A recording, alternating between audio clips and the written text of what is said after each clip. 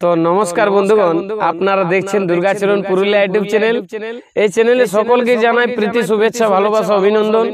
আমি সদাই সবসময় চেষ্টা করি আপনাদেরকে কিছু না কিছু ভালো মন্দ গান শোনাবো। তো আজকেও একটা করম গীত নিয়ে এসেছি, আপনাদেরকে করম গীত শোনাবো, কারণ করম গীতের সিজন আসছে আস্তে আস্তে।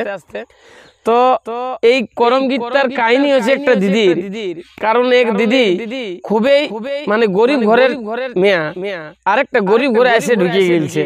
তো তার শাশ শ্বশুর অনেক বয়স্ক, তারা ঠেঙা ঠুকে ঠুকে ঘুরে বলে খাই দেয়, চুপচাপ নিজের কোনো কাজ ধান্দা দেখে না, চুপচাপ থাকে। কারণ কাজ ধান্দা আর করতেও পারবে না চাইলেও, কারণ তারা অনেক বয়স্ক। তাই ওই দিদিটাকে সংসারের সমস্ত কাজ একাই করতে হয়। তার স্বামী গেছে বেঙ্গালোরে পয়সার জ্বালা খাটতে, তাছাড়া কোনো উপায় নাই। তো ওই দিদিটার কিন্তু কোথাও মেলা দেখতেও যাওয়া হয় নাই, কোনো বিয়া ঘরেও যেতে পারে নাই, আর মানে ঘরের কাজ ছাড়া তার কোনো কাজ নেই। তো তার গায়ে হঠাৎ করে একদিন মেলা লাগিয়েছিল, দিনে রাইতে মেলা, আর সেখানে করমের আখড়া ছিল। তো তার গায়ের লোকে নাম দিয়েছিল, ওদের পাড়ার মেয়া ছেলেগুলো এসে আমরা করম নাচতে যাব। তো ওই দিদিটাকে বলছে চলো করম নাচতে যাব, আমরা একটা নাম দিয়েছি। ও দিদিটা নাকি ভালো করম গীতও জানতো, বাপের ঘরে নাচতো গাইতো, তার জন্য ওই দিদিটাকে বলতে আসেছে সবাই সে চ করম খেলতে যাব। তো ওই দিদিটার কথাই আমি গানে গানে বলছি। কি বলছে ওই দিদিটা, তার মনের ব্যথাটা সেই দিদিগুলাকে কি বলছে শুনো। আহা হা হা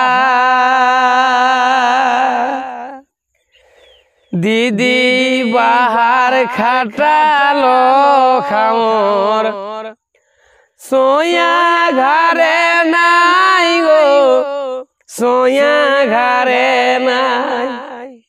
আর কেশন করি যাব দিদি করম খেলেলাই, আর কেশন করি যাব দিদি করম খেলেলাই। শাশ শ্বশুর হেলো বুড়া কিছু করে পারে নাই গো, করে পারে নাই। আরে সারাদিনটা কাম করি একাই করে লাই, আর সারা দিনের কাজ দিদি একাই করে লাই।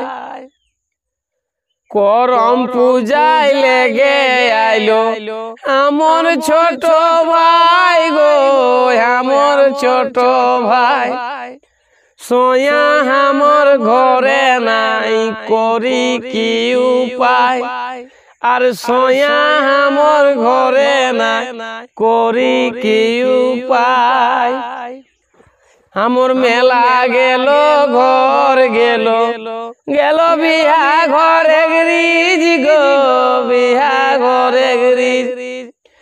ঘরে জ্বালাই হামে দিদি কাহু নাই যাই, আর ঘরে জ্বালাই হামে দিদি কাহু নাই যাই। তনি যাওয়ায় গো দিদি হামে নাই যাব গো, হামে নাই যাব। আমার শাশ শ্বশুর মায়ে গুরু তাকে ছাড়ি যাব, আর শাশ শ্বশুর মায়ে গুরু রহি নাই যাব। সবাই মনে ব্যথা দেব, কিন্তু শাশ শ্বশুর কে নাই দেব গো, শাশ শ্বশুর কে নাই দেব। আমার বর্ষায় ছাড়ি গেল, গেল বেঙ্গালোর, আমার বর্ষায় ছাড়ি গেল, গেল বেঙ্গালোর। তো নমস্কার বন্ধুগণ, যদি একটু ভালো লাগে একটু লাইক কমেন্ট শেয়ার করে দিবে। সত্যি ওই দিদিটা বলে দিল আগে যে আমার শাশ শ্বশুরকে আমার ভরসায় আমার স্বামী ছাড়িয়ে গেছে বেঙ্গালোরে, আর এই শাশ শ্বশুরকে ঘরে রেখে আমি কি করতে যাব মেলা দেখতে।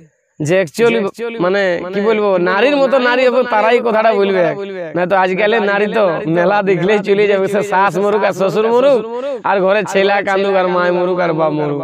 তো রাধে রাধে, সবাই ভালো থাকো, আবার আসবো ভিডিও নিয়ে, আপনার আমার সাথে থাকবে। আর আমার চ্যানেলে যদি কেউ নতুন হয়ে যদি চ্যানেলটাকে সাবস্ক্রাইব করে রাখবে, রিকোয়েস্ট করছি সবাইকে, অনুরোধ জানাচ্ছি। রাধে রাধে।